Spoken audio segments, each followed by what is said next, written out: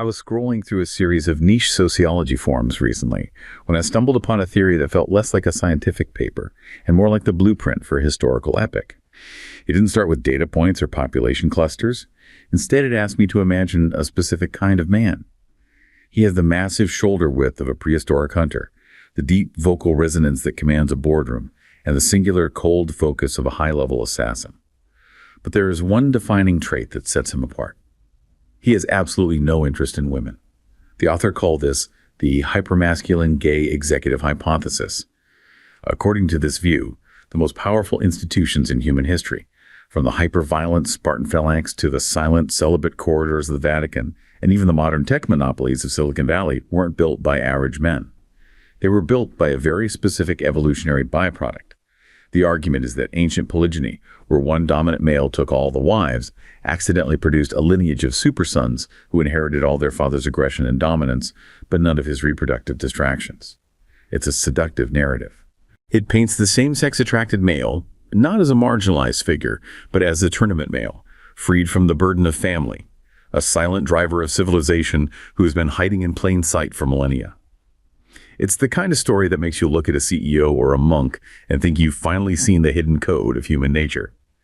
But as I looked closer, the seams began to show. Behind the vivid imagery of Achilles and the strategic genius of Alan Turing lies a strange, almost desperate mix of actual biology and pure narrative fiction. What at first looks like a revolutionary history of the elite starts to look more like a carefully edited collage, taking real evolutionary concepts like social glue and antagonistic selection and twisting them into a myth of biological superiority. Today, we're going to pull back the curtain on this heroic evolution and see where the science actually ends and where the storytelling begins. I have to be honest with you right out of the gate here. When I first read that hypothesis, this idea of the hypermasculine gay executive, I kind of sat back in my chair and thought, damn, that is cool. It is cool. It is cinematic, isn't it? It feels like the pitch meeting for a Christopher Nolan movie. Oh, absolutely. You have this secret class of silent assassins or, unburdened leaders who are evolutionarily designed to take charge because they aren't tied down by the messy, chaotic business of raising a family. It's incredibly seductive. It is seductive. I think it taps into a very specific fantasy we have about efficiency and power. And that is precisely why it gains so much traction on the internet, even before people check the footnotes. Great. It's attempting to solve what we often call the Darwinian paradox with a superhero origin story. The paradox being, if the whole point of evolution is to pass on your genes and you don't reproduce, why are you still here? Exactly. That is the fundamental question. If same-sex attraction significantly reduces reproduction, which, biologically speaking, historically it does, why has it persisted for millennia? Yeah, why hasn't it just been deleted? Yeah. Why hasn't natural selection just scrubbed it from the genome entirely? That hypothesis you read tries to answer it by assigning a superfunction to these men. It argues they are so hypercompetent, so dominant, that they benefit the group enough to stay in the gene pool. Like a specialized caste of worker ants, but for humans. Or like nature's special forces. In a way, yeah. But as we dig into this, we're going to find that the hypermasculine hypothesis rests on 3 specific pillars, and we need to look at each one critically. Okay. It's like a tripod. If you kick one leg out, the whole thing falls over. First, there's the biological pillar, the idea that these men are the super sons of dominant polygynous warlords. Second, the historical pillar, the claim that throughout history, gay men were exclusively these hypermasculine warriors or elites. Spartan myth. Everyone loves the Spartans. It's always the Spartans. Precisely. It's always Spartans. And third, the modern or sociological pillar. The idea that today, this translates into the gay CEO who has superior focus because he's unburdened by children. Okay, let's unpack this. Because I think we need to separate the fantasy, which is admittedly very cool, from the reality. And I suspect the reality isn't just different. It's probably a lot messier. It is. It's a lot more interesting, too. We're going to look at actual data from genetics, anthropology, and history to see what's really going on. So let's start with the biology.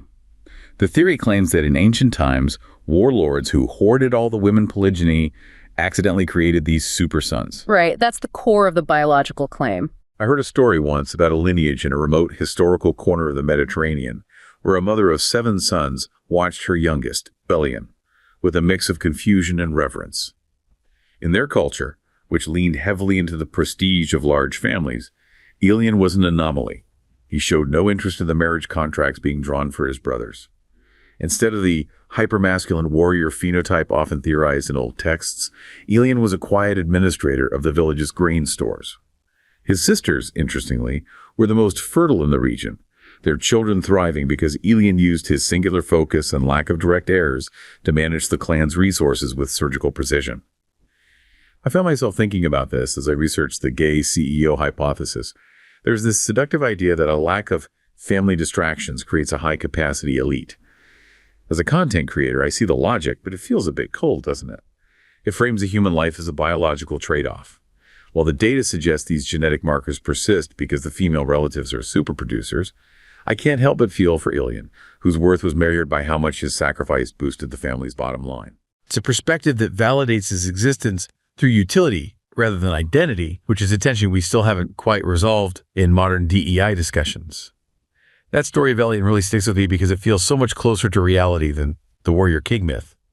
But I won't play devil's advocate for the hypermasculine hypothesis for a second. Go for it. It claims that same-sex attracted men are the accidental supersons of those wife-hoarding warlords. The logic seems sound on the surface. If a man is incredibly dominant, huge muscles, deep voice, aggressive, he passes all those winning traits to his son. It's simple inheritance, right?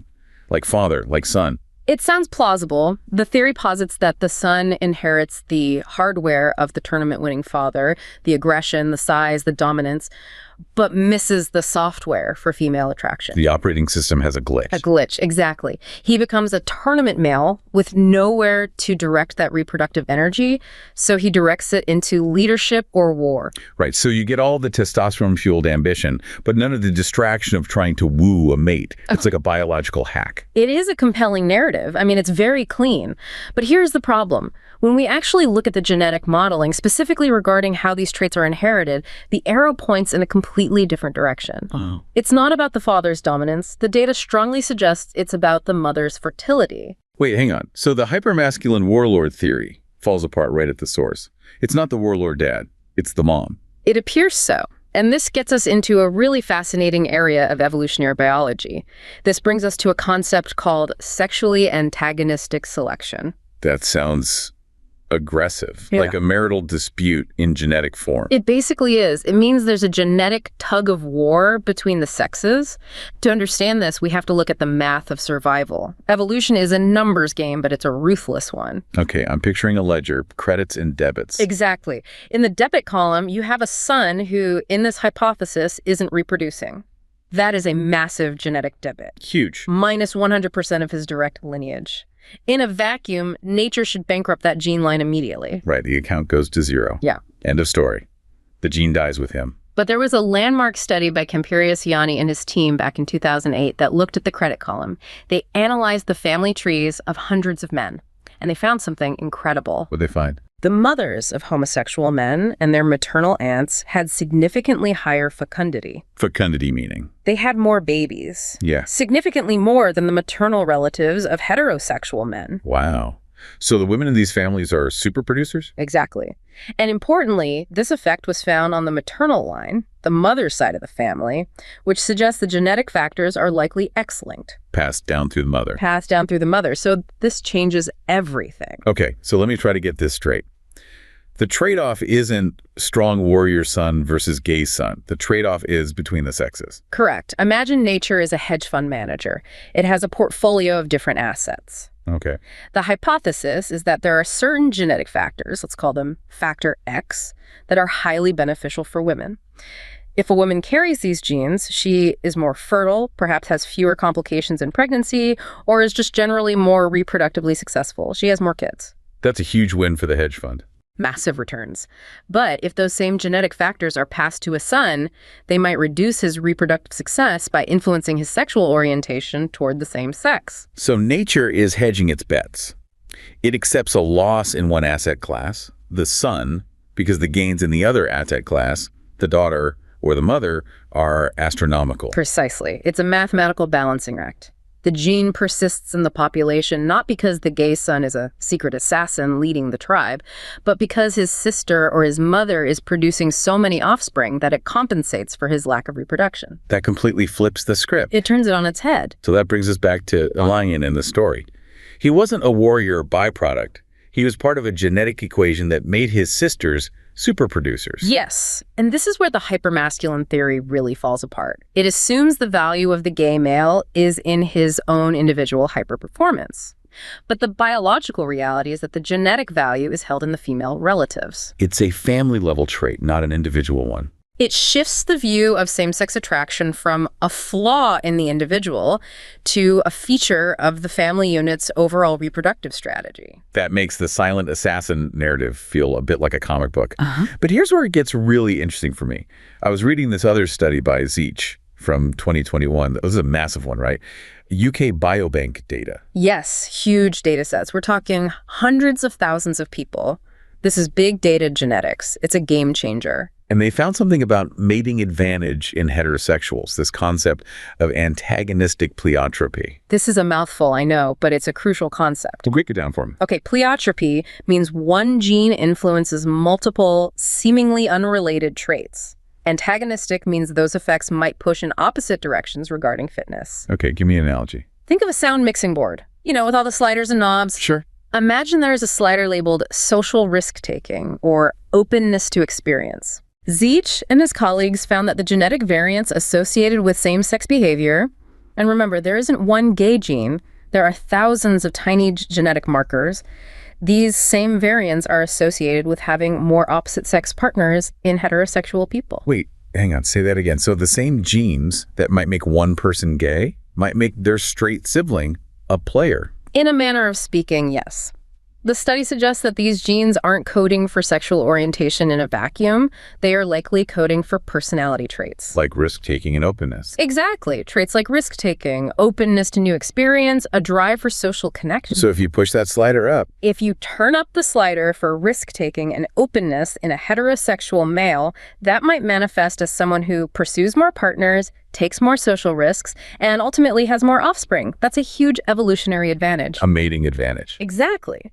But if you have a different combination of those same genes or maybe different environmental interactions, that same slider setting might manifest as same-sex attraction. This completely destroys the superson theory, doesn't it? It pulverizes it. It's not that they are tournament males produced by harems.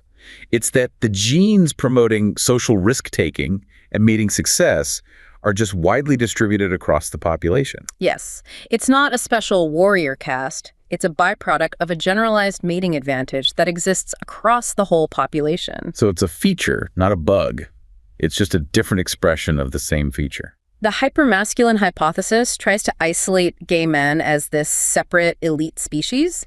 The Zeech data suggests they are part of the same genetic architecture that drives heterosexual mating success. It's all connected. So if I'm understanding this right, the hypermasculine hypothesis says these men are special non-reproducing warriors. And the science says, actually, these men carry genes that usually make people very reproductive, just expressed differently. That's a fair summary, a really good one, actually. And it addresses the fear of extinction, too. The hypothesis claims these men are silent assassins hiding in the gene pool, implying they are rare or anomalous. Right, like a mutation that should have died out. But the mathematical models from Campirio-Ciani show that this trait is stable. Stable how? If they aren't having kids, shouldn't the numbers drop over time? It creates a buffer effect. Think about it. If the population's general fertility drops, maybe due to famine or disease, who is going to help the population bounce back? The people who are most fertile. The high fertility female carriers of these genes, the mothers and sisters of gay men, they help recover the population numbers faster. So they aren't a drain on the population, they're an insurance policy. In a way, yes, a kind of genetic insurance. The biological reality is a complex mathematical trade-off involving female fertility and general mating success. It is not a narrative about hypermasculine warlords creating warrior sons to conquer the world. That is such a crucial distinction. It shifts the focus from individual dominance to collective survival. And that collective survival isn't just biological, it's cultural too. Which brings us right to the historical argument. Right, because the hypermasculine hypothesis loves to cite the Spartans.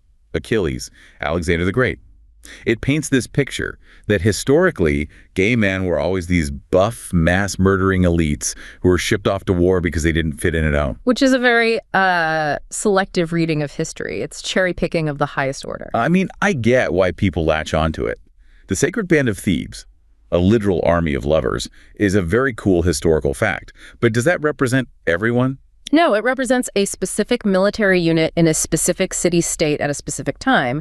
Using the Sacred Band to explain all same-sex attraction in history is like using the Harlem Globetrotters to explain all basketball players. It's a cool outlier. It's an outlier, a fascinating one, but an outlier nonetheless. I was scrolling through an ethnographic archive recently and came across the account of a 19th century traveler observing a community where the warrior priest trope was turned on its head. In this specific society, the males who didn't marry weren't these stoic, hypermasculine figures of the polygyny theory. They were artists and keepers of oral history, often dressed in sylphs that defied the binary of their time. They weren't just byproducts of a genetic lottery, they were the cultural glue. Try to imagine being in a world where your value isn't tied to your spear or your offspring, but to your ability to hold the collective memory of the tribe. When I read the claim that historical same-sex attracted males were exclusively channeled into hypermasculine, non-reproductive elite roles, instead exploring the prevalence and function of gender-variant roles and effeminate presentations across different cultures. It's a bit of a reality check. We often try to retroactively fit these lives into a hyper-efficient box because it makes the evolutionary math work better. As someone who reports on these trends, I see the beauty in the diversity of their presentation. But I also recognize the right-wing leaning of the biological argument. It almost demands that if you aren't reproducing, you must be super-performing to justify your seat at the table. It's an exhausting standard to live up to. That idea of the keeper of memory, rather than the wielder of the spear, completely changes the picture. It makes me think of Alien again, managing the grain, knowing the history of the harvest. Exactly. And if we want to really challenge the warrior myth with hard evidence, we have to look at the Gali. The Gali. I've seen this name pop up in footnotes, but I don't really have a picture in my head. Who were they? To understand how wrong the hypermasculine theory is, you have to mentally walk down a street in Rome in the 2nd century BC. Okay, I'm there. Togas, sandals, legions marching. You see the legions, sure, you see the Spartan archetypes, but then you hear music, tambourines, cymbals, flutes, a cacophony, and coming down the street is a procession of the Gali, the priests of the goddess Cybele. Okay, paint the picture for me. What do they look like? These are biological males, but they are wearing bright, flowing yellow silks, a color aggressively associated with women in marriage in Rome. They have long bleached hair. They're wearing heavy makeup and jewelry. So not exactly the Spartan phalanx. They aren't marching in a phalanx. They're dancing. They are whipping themselves in religious ecstasy. That is a very different energy than the silent assassin. It's the polar opposite, and here's the kicker. The Romans, who were obsessed with masculine virtue, with virtus, didn't hide these men away. They were terrifyingly visible. They were the intermediaries to the great mother goddess, Cybele. So wait, the hypermasculine hypothesis says gay men were warriors because they had too much testosterone. The reality of the Gali says, actually, many historical figures we might associate with same-sex attraction were defined by moving away from traditional masculinity. Yes, completely away from it. To become a Gallus, the initiation involved self-castration. Wow. They were devoted to Cybele and her consort Attis. Mythologically, Attis castrated himself in a frenzy. The Gali imitated this. But crucially, after this initiation, they occupied a liminal space, a space in between. In between what? The Roman poet Prudentius described them as retaining a gender between the two. They weren't men, they weren't women, they were something else. They were their own thing. They were fortune tellers, healers, intermediaries with the divine. They held a recognized, powerful religious role because of their gender variance, not in spite of it. And we have physical evidence of this too, right? It's not just stories. There's a burial site in Catterick in Britain. Yes, up in North Yorkshire. Roman Cattericktonium. It was a military town on the frontier. A military town. So prime Spartan territory. You'd think. But archaeologists found a skeleton there in 2002, biologically male. But he was buried with a collection of jet jewelry. Jet. Like the black stone. Yes. In Roman culture, jet was almost exclusively associated with women. It was thought to have magical properties related to childbirth and protection. So not exactly standard issue legionary gear. Not at all. This person was also buried with items suggesting women's clothing. So a biological male in a rough-and-tumble military town on the edge of the empire, buried as a woman. Or as a Gallus. We know the worship of Cybele and Attis was present on Hadrian's Wall. We found altars there. This person wasn't a silent assassin hiding in the barracks. They were likely a Gallus or a gender nonconforming individual leaving openly. And the burial itself is key, isn't it? It's everything. The fact that they were buried with these items means their community recognized that identity. They were buried with respect in their truth. That is profound. It implies that their identity wasn't a secret shame. It was part of who they were to their peers. Exactly. And this highlights a huge flaw in the internet theory you started with. That theory claims that effeminacy in gay men is a modern phenomenon caused by low testosterone or, I don't know, soy lattes or microplastics. Right. The men used to be men argument. We used to be Achilles, now we're fashion designers. But the Gali proved that gender variance is ancient. It's thousands of years old. The Roman poet Martial mocked the Gali for not being real men, while Catullus wrote poetry trying to understand the tragedy of Attis. This tension, this debate about masculinity, isn't new, it's ancient. So the hypermasculine theory tries to erase all that complexity. It wants to edit out the guys in silk robes playing tambourines and only keep the guys with spears. It's a casting call problem. The theory wants to cast The Rock or Jason Momoa for every role in history, but history actually cast Prince or David Bowie. I like that. And those figures were just as important, just as central to the culture, but they don't fit the war algorithm the theory is trying to build. It really is a history of the elite versus a history of the human. Which brings us to the present day. Because this theory doesn't just stop at Sparta, it draws a line straight to Silicon Valley. Oh yes, the gay CEO. The theory claims that today, men like Tim Cook or Peter Thiel are the modern inheritors of this superson lineage. The argument is that they possess a singular focus. Because they aren't distracted by wives and children, they can pour 100% of their energy into corporate dominance. I saw a video essay the other day about the evolutionary soldier, a theory that suggests ancient same-sex attracted men were the ultimate special forces because they lacked the domestic pull of a wife and children. It painted a picture of a Spartan-like elite, a non-pathological byproduct of genes that made their sisters fertile and them into killing machines. It's a gritty, almost romanticized narrative of the unburdened leader. But then I started looking into the actual population dynamics. The sheer math required to keep these genes in the pool. It's not just about being a hero. It's about a brutal, quiet genetic competition. Imagine a younger brother in such a society, realizing he is the genomic sacrifice for his brother's many children. I've been thinking about how this translates to the modern corporate gay CEO mythos. There's this heavy expectation that to be valid, a gay man must be a high-functioning elite. While this narrative attempts to grant dignity through specialization, it's also quite a narrow cage. I understand the pride in being seen as a high-capacity leader, but as I reflect on it, I worry that we're just replacing one set of restrictive expectations with another more productive one, all to satisfy the cold requirements of evolutionary stability. That phrase, genomic sacrifice, is chilling. But I want to push back on this narrow cage idea for a second. Yeah. Let's be real. I have kids. You know this. And let me tell you, they are absolute time vampires. They certainly change your schedule. Change my schedule. They are the schedule. Yeah. If I didn't have to do school runs, soccer practice, weekend birthday parties, and deal with the constant low-level chaos of a household, I probably would have 20 extra hours a week to pour into my work. Uh-huh. Are we sure we aren't just being sentimental? Doesn't the hypermasculine hypothesis have a point about raw hours available? Tim Cook doesn't have to leave a board meeting because his kid threw up at school. That's fair, and I think it's why the theory is so sticky. On a spreadsheet, 0 kids equals more hours. Right. Math is math. But organizational psychology isn't just about hours logged. It's about cognitive load and burnout. There's a fascinating, counterintuitive finding in leadership data. Which is? Leaders who are socially isolated, who lack those messy domestic tethers, are often at higher risk for decision fatigue and burnout. Really, I would have thought the opposite. Less mess, less stress. You'd think so, but family, for all its chaos, provides an anchor to reality. It forces a cognitive break. It provides a support network that isn't transactional, that isn't based on your quarterly earnings. My kids definitely don't care about my quarterly earnings. Exactly. If your entire life is the boardroom, you lose perspective.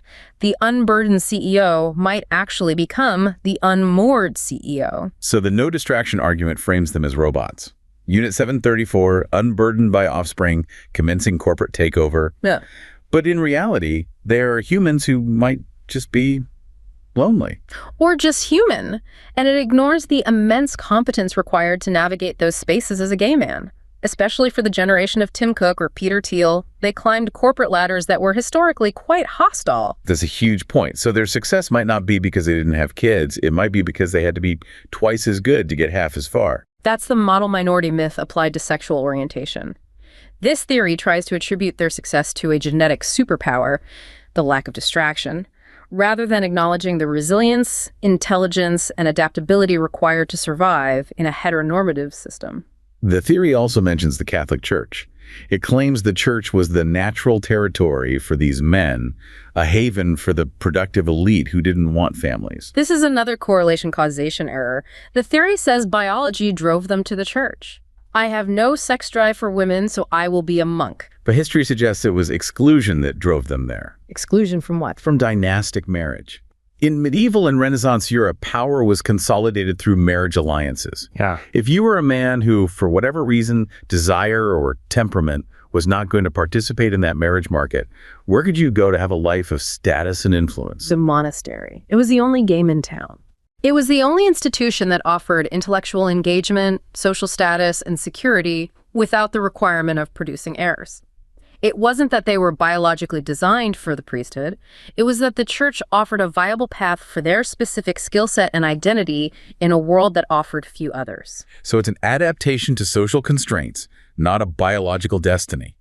It's like Elian managing the grain stores. He didn't do it because his DNA said grain manager. He did it because the warrior father role wasn't for him, so he found the next most valuable thing he could contribute. Precisely. And by framing it as biological destiny, as the silent assassin or the celibate genius, we ignore the diversity of the community. We focus on the Alan Turings and the Freddie Mercurys, the extreme outliers of talent. And we ignore the regular guys, the teachers, the nurses, the accountants, the aliens of the world who are just living their lives. Yes. The hypermasculine hypothesis demands that to be valid, the gay male must be useful. He must be a superproducer. It echoes that utilitarian view you mentioned in your story. If you aren't reproducing, you'd better be conquering. It really is a double-edged sword. On one hand, it's flattering to be told you're an evolutionary special forces unit. But on the other hand, it says your value is purely functional. You're a tool, not a person. And that's the trap. Evolution doesn't care about corporate focus. Evolution cares about the survival of the gene pool. And as we saw with the biological data, that survival is secured through complex trade-offs, the sister's fertility, the brother's social support, not through the individual glory of a CEO. So if we look back at where we started, we had this historical epic.